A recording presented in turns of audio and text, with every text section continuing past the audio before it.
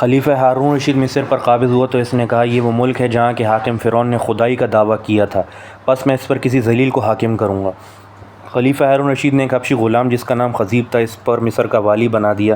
اس حبشی غلام کی عقل کا اندازہ اس سے لگایا جا سکتا ہے کہ ایک بار کسانوں نے شکایت کی کہ دریا نیل کے کنارے ہم نے کپاس کاشت کی جس کی وجہ سے بے موسم بارش نے تباہ کر دیا، تو اس نے کہا کہ تم اس کی جگہ اون کاشت کر لیتے تاکہ وہ تباہ نہ ہوتی۔ ایک بزرگ نے جب اس حبشی خضیب کی یہ بات سنی تو کہا اگر عقل کی بدولت رزق تقسیم ہوتی تو پھر بیوقوف تو بھوکا ہی مر جاتا۔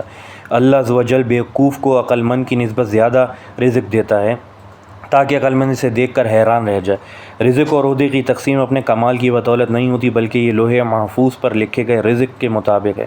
کیمیا اگر غصے میں مر جاتا ہے مگر جبکہ بیوقوف کو خزانہ مل جاتا ہے۔ دنیا میں اکثر ایسا ہوتا ہے کہ بد لحاظ اور کم عقل ترقی کرتا ہے اور عقل مند اور عزت کرنے والا ذلیل و رسوا ہو جاتا ہے۔ حضرت شیخ سعدی رحمہ اللہ اس حکایت میں بیان کرتے ہیں کہ مال و دولت کا حقدار تو عقل والے کو ہونا چاہیے مگر وہ بیوقوفوں کے پاس زیادہ ہوتی ہے۔ پس مال و دولت کی کوئی حیثیت نہیں، اگر حیثیت ہے تو علم اور تقوی کی۔